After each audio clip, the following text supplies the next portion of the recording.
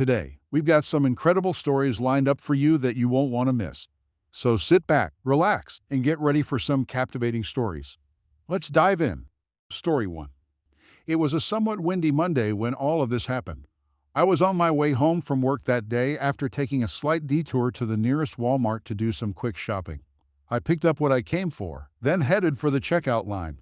That's when I started hearing some commotion coming from the back of the store. It was a woman shrieking, easily identifiable by many shoppers around this area. "It's a no-brainer. Ladies and gentlemen, we have a Karen in the building." I tried to hear what was going on exactly, but I failed as it was farther in the back. When I was about to leave with my groceries, I saw a woman dragging her cart and a poor employee with her near the checkout area. She found a suited-up manager and started complaining about another customer taking the last item on the shelf before she did, demanding her item back and that the customer be fired and banned from the store. At that moment, I realized she was a level 10 Karen, and I just wanted to get out of there as soon as possible before things got uglier. That's usually how it works and how it ends. After I was done with my shopping, I headed into the parking lot. I struggled to get into my car because some idiot parked right next to mine, leaving little room for me to open my car door. Even though there were many vacant spaces around the lot, you didn't have to do that to me. Not wanting to annoy myself or waste time waiting for the car owner to move, I managed to squeeze in and started driving home.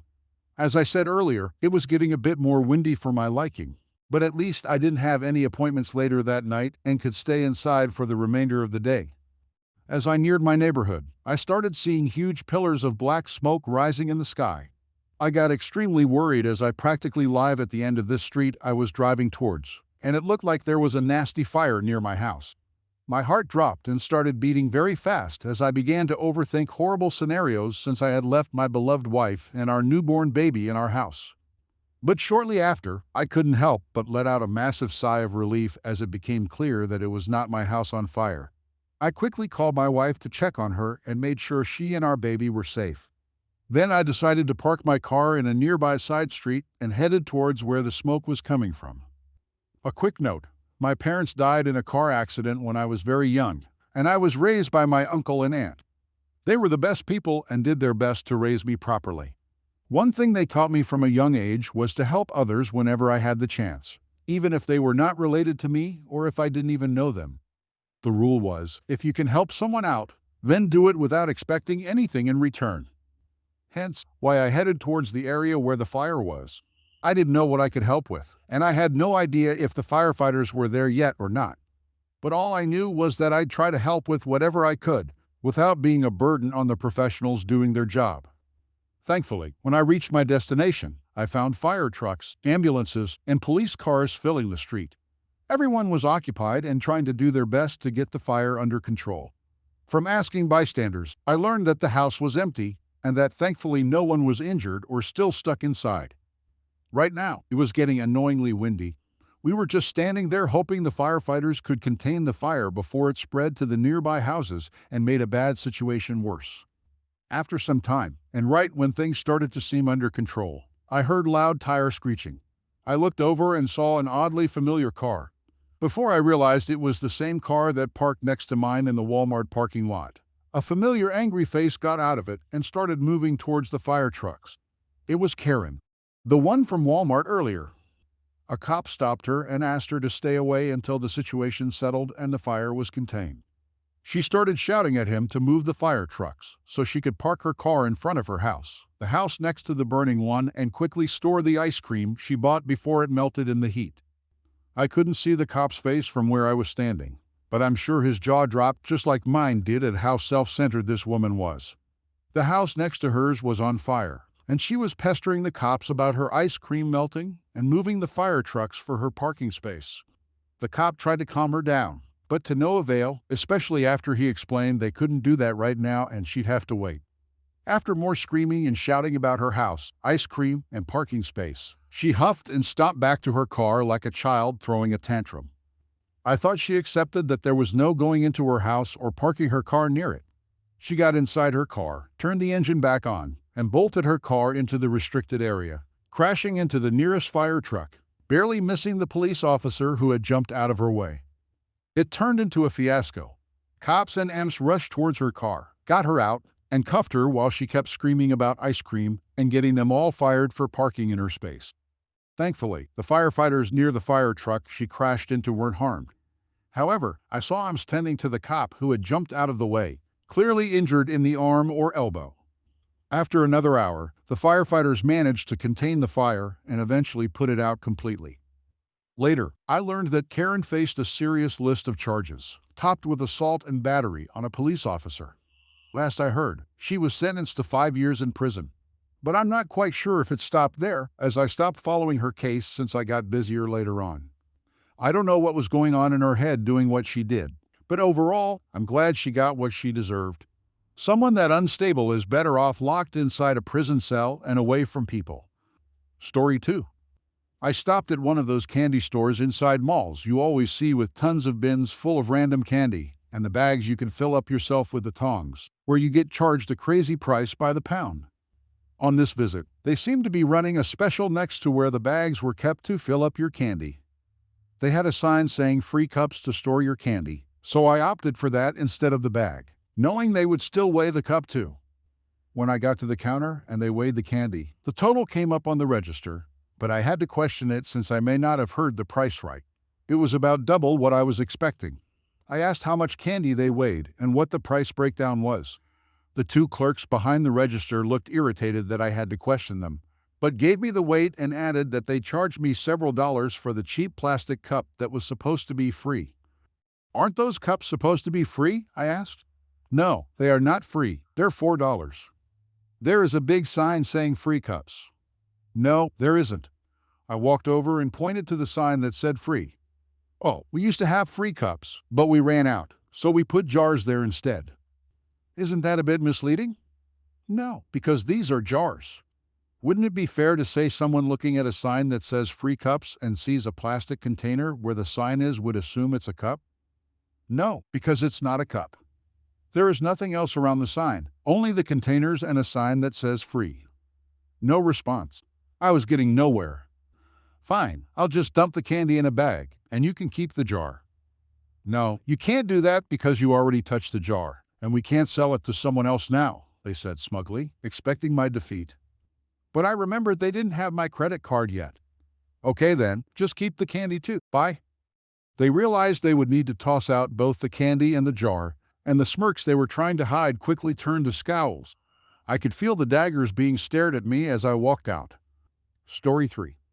This may be a long one. It just happened this morning, and I am livid and still trying to calm down. Disclaimer: I am not advocating for violence.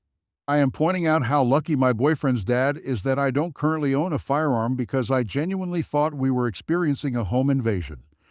2 things that are important to know about me. I am hard of hearing, and I am a survivor of a violent crime and subsequent stalking. Context: my boyfriend, 28, and his folks, who are in their late 60s, own a coffee shop. Because his dad doesn't want to listen to anyone else. B. Learn how to run a business correctly. Or C. Pay his son his due. My boyfriend is largely uninvolved and has talked about being bought out. He is still the administrator on the point of sale system, though, because his dad has no desire to learn how it works or go through the process to take over the account. The coffee shop drama could be a whole series of posts about how they did us dirty, but perhaps another time. We went to bed really late, okay? Early, it was 4:30 a.m., which normally wouldn't be an issue, as my boyfriend was scheduled for a late shift, and I'm currently taking time off work to figure out a medical issue. He turns off his phone volume when he goes to bed, and this is well known to everyone close to us. He is notoriously hard to get a hold of in the mornings. I only hear my phone if it is right under my pillow and the volume and vibration are up. At 6:25 a.m., I started receiving the following text from his mom, which I did not hear as I was passed out. 6:25 a.m., sorry to bother you. I need my boyfriend to call his dad ASAP. His phone is off. 7:35 a.m., his dad is going to come wake him unless he calls us. Just before 8:30, the dog started barking as someone tried to open the locked bedroom door. I woke up panicked as whoever it was started banging on the door. It then stopped for a few moments, then started again. No one had said anything at this point. Not me, not my boyfriend, and not the intruder. I got up, went to the closet for the baseball bat, and started kicking myself for thinking we would not need a gun when my boyfriend had brought it up in the past. We opened the bedroom door to find his dad at the end of the hall. He started yelling about needing the code for the two-factor authentication for the register. I started yelling at his dad, and my boyfriend, who was just as angry as I was, had me go back into the bedroom. I put my hearing aids in at this point. His dad claimed to have been knocking on our front door, but neither dog heard him. My boyfriend gave him the code and tried to explain to him that coming into our house unannounced was a huge violation of trust and boundaries, not the first major issue. His dad then yelled about needing to get the register working. My boyfriend kicked him out, and we thought that was the end of it. Not 2 minutes later, I received another text from his mom. 8:24 a.m. Please tell my boyfriend to send the new code. We still can't get in.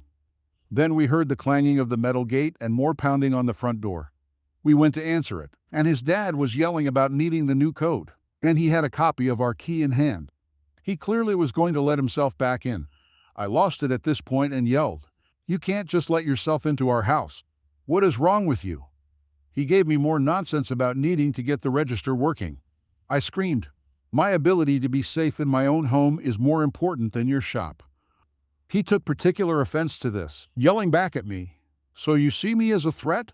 Am I a threat to you?" I tried explaining that I've had my home broken into before. His response was, "Not by me," over and over, then continued yelling about the shop. I demanded the emergency key back, and after yelling a bit more, he shoved it at me. My boyfriend had enough and yelled at me to go back to the bedroom. He would handle it. I did, because at this point, I was on the edge of a panic attack. Through the closed bedroom door, I heard more yelling, and after a bit, the door slammed. My boyfriend called his mom, saying that his dad needed to apologize and that this behavior wasn't acceptable. She asked him, "What does he need to apologize for?" He told her, and she was mortified. I then got this text from her. 9:08 a.m. I'm sorry to have bothered you so much today and sorry his dad made such a scene. I have not responded. This man clearly doesn't understand boundaries, doesn't think he needs to be held accountable for anything, and felt entitled to barge into our house and demand his son fix a tech issue. For the record, yes, I do see him as a threat now. Both of my boyfriend's parents know about my severe PTSD. We know he won't apologize because he genuinely doesn't see a problem with his behavior. It's time for some serious boundaries and a security system. Edit. There will be an update soon once things have calmed down a bit. Locks are being changed, and we are getting a security system tomorrow. I did receive a non-apology text from his dad, but it fell short. Thank you for tuning in to today's episode. If you enjoyed these stories, don't forget to hit that like button and subscribe for more amazing content. We love hearing your thoughts, so drop a comment below and let us know which story was your favorite. And as always, stay tuned for more real-life stories next time. See you soon!